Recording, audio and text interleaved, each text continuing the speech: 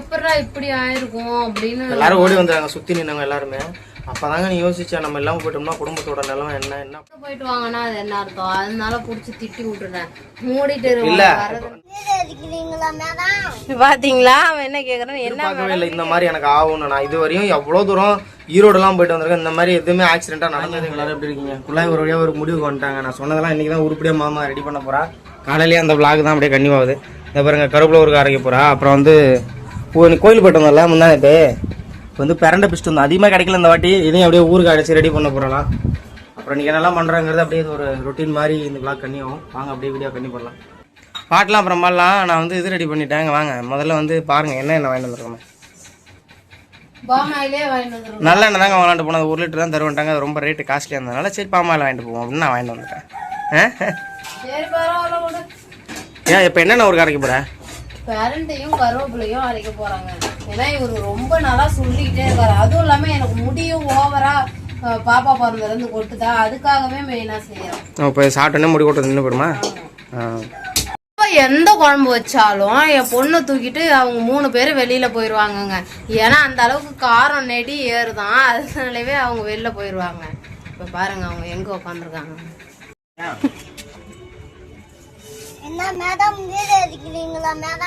பாத்தீங்களா அவன் என்ன கேக்குறான்? என்ன மேடம் வீடியோ எடுக்கிறீங்களா மேடம்? ஒத்துக்காதுங்க. பொண்ணு குழந்தைங்களுக்கு நுரையில ரொம்ப வீக்கா தான் இருக்கும். அதுல போயிட்டு நெடி காரம் இதெல்லாம் ஏத்த கூடாது. அதான் நான் ஃப்ரீயா குத்திட்டு எனக்கே ஒத்துல. நல்லா இருக்குல்ல சந்தில காத்தோட்டமா? காத்து அடிக்குது சூப்பரா இருக்கு. நான் நீட்டா கூட்டி வச்சிருக்கேன். பேசாம அங்கேயே உட்காந்துக்குமா? இன்னும் கொஞ்ச நேரத்துல வெய்ய வந்துரும். அதான் பிரச்சனை. முருங்கை மரம் வைக்கலாம் கதை நாரிடும். ஆமா இன்னும் ஒரு மரம் எப்படியே வச்சு உருவாக்கணும். ஆமா இன்னும் இல்லையே. சரி போங்க. பெரிய மனுஷாலாட்டம் பேசுவாங்க.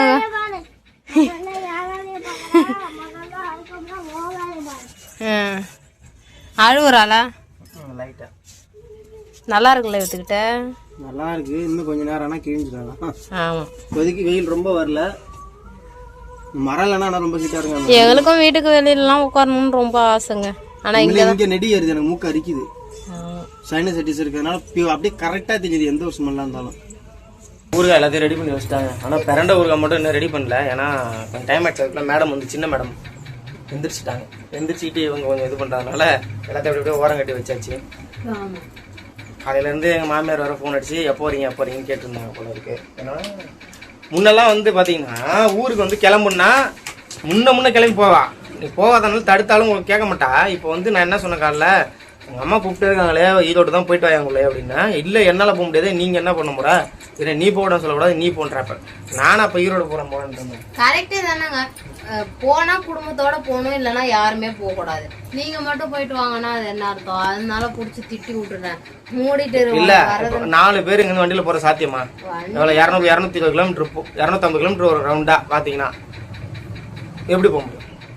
முன்ன வந்து 3 பேர் இருந்ததுக்கு படாதவஸ்தை போடுவோம். சிவா நடுவில் உட்காருவான், அப்புறம் தூங்கிடுவான், அப்புறம் தூக்கி முன்னாடி உட்கார வைப்பேன். அது ரொம்ப தூரம் அங்க வந்து டிராவல். அது வண்டி என்னத்துக்கு ஆகுறது? சரி வண்டி இல்லாமல் அங்கே போனால் செட் ஆகுதுங்க. அது இல்லாமல் அந்த ஊரில் வெளியூர் எந்த ஊராக இருந்தாலும் எனக்கு வண்டி இல்லைனா சுத்தமாக செட் ஆகாது. இங்கேருந்து பஸ் ஸ்டாண்டு போனால் பஸ் ஏறணும், திரும்ப அங்கேருந்து அவஸ்தைப்பட்டு தான் வரணும். அதுக்கு முன்னாடி சண்டை போட்டுருக்கப்பெல்லாம் பஸ்ஸில் தான் போயிட்டு வந்துருந்தோம். அதுக்கப்புறம் பார்த்தீங்கன்னா ஃபுல்லாக வண்டி தான் எங்கே போனாலுமே. அதனால போக முடியல. எங்கள் அக்காவுமே ஃபோன் அடிச்சு கேட்டா எப்போ வரீங்களா வரலையா வரீங்களா வரலையா. அப்போ அதனால சரி இப்போ ஓட்டு போட்டு நம்ம அம்பாரத்தில் போய் இருக்கலாம். கொஞ்சம் சிவாவுக்கும் ஸ்கூல் லீவு தான். அப்போ போனோம்னா ஏதோ வீடியோ போட்டு அங்கே போயிட்டு ஏதோ குழப்ப பார்த்துட்டு உட்காந்துருக்கலாம்.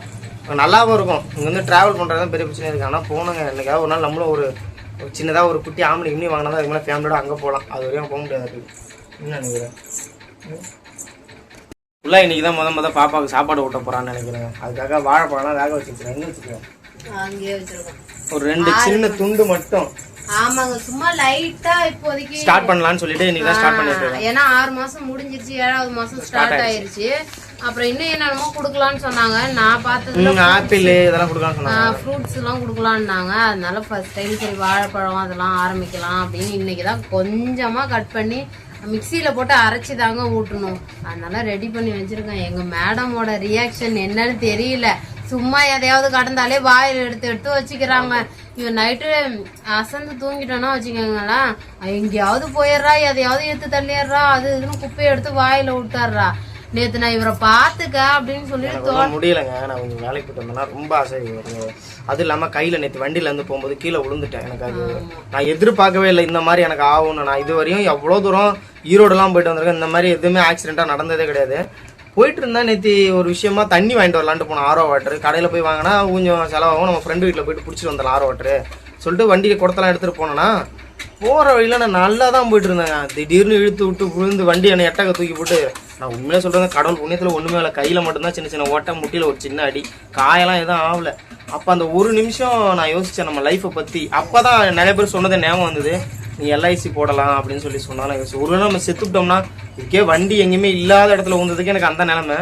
இப்போ வண்டி கிண்டி இருக்கிற இடத்துல வந்தோம்னா என் ஃப்ரெண்டு கூட ரீசெண்ட் ஆக்சிடென்ட் ஆச்சு. நல்லா கேர்ஃபுல்லா தாங்க போவாரு. எனக்கே சொன்ன உடனே பதறி போச்சு, எப்படா இப்படி ஆயிருக்கும் அப்படின்னு. எல்லாரும் ஓடி வந்தாங்க சுத்தி நின்னவங்க எல்லாருமே. அப்பதாங்க நீ யோசிச்சா நம்ம எல்லாம் போயிட்டோம்னா குடும்பத்தோட நிலைமை என்ன பண்ணுவாங்க.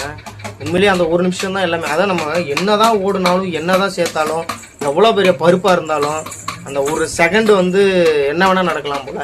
அந்த ஒரு செகண்ட் எனக்கு புரிஞ்சிச்சு. எனக்கு பயம்லாம் ஒன்றும் வரல, ஆனா இவங்களை பத்தி யோசிக்க ஆரம்பிச்சிட்டேன். அந்த ஒரு மாதிரி அந்த ஒரு மயக்கத்திலேயே வந்து அப்படியே படுத்து தூங்கிட்டேன். இதுக்கு என்ன காரணம், 2 நாளா சரியா தூங்கலைங்க. இப்போ நம்ம லேட்டாகி இந்த வீடியோ எடிட் பண்றது, அப்படியே டிப்ரெஷனுக்கு போறது, விடிய தூங்க மாட்டேன். டீ குடிச்சு போடுவோம் நைட்ல அந்த வீடியோ எடிட் பண்றது. அதனால அது 2 ஆயிடுது, 2 மணி ஆயிடுது. படுத்து அந்த டயர்ல இந்த தூக்கம் பிரச்சனால கூட அந்த ஆக்சிடென்ட் நடந்துக்கும். இதுக்கு நான் அப்படியே ரிலாக்ஸா தான் போனேன். ஆனா ஒரு பெரிய விஷயம் வேகமா போயிருக்கேங்க. நான் 50, 60, 70 கூட ரோட்ல போயிருக்கேன், ஊந்தது இல்ல. சும்மா ஒரு 30 கிலோமீட்டர் ஸ்பீட்ல போறேன். அதான் சொல்ல, கல்லு தடுக்கி விழுந்து செத்தவனு இருக்கான், மலை மேல இருந்து வந்து பொழைச்சவனு இருக்கான் பழமொழி. அந்த பழமொழி எனக்கு தான் நேற்று அனுபவிச்சேன். அதனால இதுக்கு ஆனா உண்மையே எடுக்கணுங்க. எல்ஐசிலாம் என்னோட இதுக்கு 10லன்னு சொன்னேன். கொஞ்சம் வருமானத்தை இன்க்ரீஸ் பண்ணி ஒரு எல்ஐசி போடலனாலும் பரவாயில்ல, ஹெல்த் இன்சூரன்ஸ் ஒன்று கண்டிப்பாக போட்டு வைக்கணும், எப்போ யாருக்குன்னா கவர் ஆகிற மாதிரி. அப்புறம் அந்த இதுக்குள்ள கலைஞர் காப்பீடு திட்டத்தில் 5 லட்ச ரூபா வரையும் மோடி இது கவர் பண்ணுவாங்களா, அதை அப்ளை பண்ணிட்டேன். அட்டையிலும் வாங்கிட்டு வரல, உழவர் அட்டை எதுவும் இல்லை. அதுக்கெல்லாம் இந்த வாட்டி போய் பார்த்து முதல்ல அலைஞ்சி கவர்மெண்ட் ஸ்கீமில் என்னென்னலாம் நம்ம வாங்க முடியும் வாங்கணும். நீங்களாக இருந்தாலுமே வாங்கி வச்சுக்கோங்க, அதெல்லாம் நம்ம நல்லது. ஏன்னா நம்மளாம் இல்லாதவங்க, நம்ம மாதிரி ஃபேமிலிக்குலாம் சப்போர்ட்டை யாரும் கிடையாது, நம்ம தான் பார்த்துக்கணும். அந்த ஒரு இதில் தான் இப்போதைக்கு ஓடிட்டு இருக்கேன். ஃபுல்லாகிக்குமே அதெல்லாம் எல்லாத்தையும் சொல்லி கொடுத்துருக்கேன். ஒன்றும் முக்கியமாக இந்த வீடியோ என் பொண்ணை பாருங்க, நாங்க இங்க பேசிட்டு இருக்கோம், நாகிரி பாம்பு மாதிரி நான் போயிட்டா. அததான் நான் பாத்துக்கிட்டே இருக்கிறேன். சிலிண்டர் கிட்ட போயிட்டா. நேத்து அப்படிதாங்க இவரை பாத்துக்க அப்படின்னு தூங்கிட்டு தான் இருந்தாரு. எப்பவுமே நான் எங்கேயாவது போறதுன்னா இவரை எழுப்பி சொல்லிட்டு தான் போவேன் பாத்துக்கன்னு. இவர் அசந்து தூங்கி போன நேரம் சட்னி எல்லாம் வச்சிருந்த தேங்காய் சட்னி, அதை இழுத்து கீழே தள்ளி கையில குழப்பி வாயில இப்படின்னு வச்சேன். ஆனா வாய் உள்ள போல, நான் அது உள்ள வந்து பாத்துட்டேன். இல்லன்னா கண்ணுல எல்லாம் வச்சு எரிஞ்சிருக்கும், அழுதுருப்பா. எப்படியோ நான் நல்ல வேலை வந்து பாத்துட்டேன். ஆனா நான் இங்க பேசிக்கிட்டே இருக்கோம், எதுவுமே நடக்காத மாதிரி அவன் மட்டும் போறா. எங்க போகணுமோ அவன் மட்டும் நவுந்து போறா. ஒரு ஆளாக்கி நல்லா படிக்க வச்சணும். எப்ப யாருக்கு என்ன அவங்க சொல்ல முடியாது. இந்த வாழ்க்கை உண்மையை நிரந்தரம் இல்லாத ஒரு வாழ்க்கைங்கிறது எனக்கு இப்பதான் புரியுது. நேற்றுலேருந்து அது மைண்ட் எனக்கு அப்செட்டாகவே இருக்கு. என் ஃப்ரெண்டுமே ஆக்சிடென்ட் ஆகிட்டாருங்க இப்போ கொஞ்சம் நாளைக்கு முன்னாடியே. அந்த ஆள் அதனால் பயந்துட்டு இப்போ இன்சூரன்ஸ்லாம் போட்டாப்புல.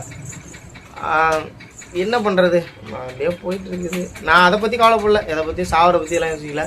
இவங்களை பற்றி இந்த பாருங்களா, காலம் போகிற போக்கில் அப்படியே ஒரே வறட்சியாக, பாவம் நிறைய இடத்துல வேலை கிடைக்காம, வருமானம் இல்லாமல், ரோடு, அவங்களாம் இன்னும் என்ன பண்ணுவாங்கன்னே தெரியல.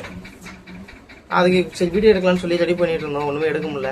தேங்காயெல்லாம் உச்சி போடலாம், மொத்தம் இன்னொரு மரம் இருக்குது. இப்போ ஏறுவாங்க, நான் ஒரு 4 மணிக்கெலாம் ஏறிட்டு நானே அதை எல்லாத்தையும் இறக்கி போட்டுருணும். திரும்ப எண்ணெய் ஆடி மெயினாக எண்ணெய் வந்து கேட்டவங்களுக்கு சேல்ஸ் பண்ணால் அதை வீட்டு செலவு ஆகும். அந்த ஆயில் ஒன்று ரெடி பண்ணி சேல்ஸ் பிஸ்னஸ் பண்ணலான்னு இருக்குங்க. அதுக்கு வந்து FSSI நிறைய வந்து அப்ரூவலாம் வாங்க வேண்டியது இருக்குது. அதுக்கு போய் அலையணும், செலவு பண்ணணும்.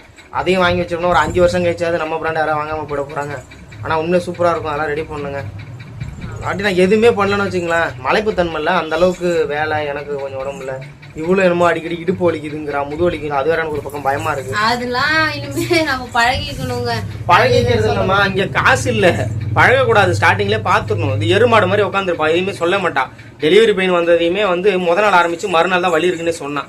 அந்த மாதிரி எருமாடு மாதிரிலாம் உட்காந்தோம் வேலைக்கு ஆகுது. எதுவுமே ஸ்டார்டிங்ல பார்த்தோம், புள்ளி தூக்கணும். ஸ்டார்டிங்ல பார்த்தாதான் நல்லது. வாமா, இப்படிதான் பண்ணுவாங்க மேடம். வாடா வாடா வாடா வாடா வாடா இருக்க மாதிரி இருப்பாங்க, அப்படியே கிளம்பிடுவாங்க போய் எங்கேயாவது. சோரிங்க சோரிங்க இறக்கி விடுங்க அப்படிங்கிறா.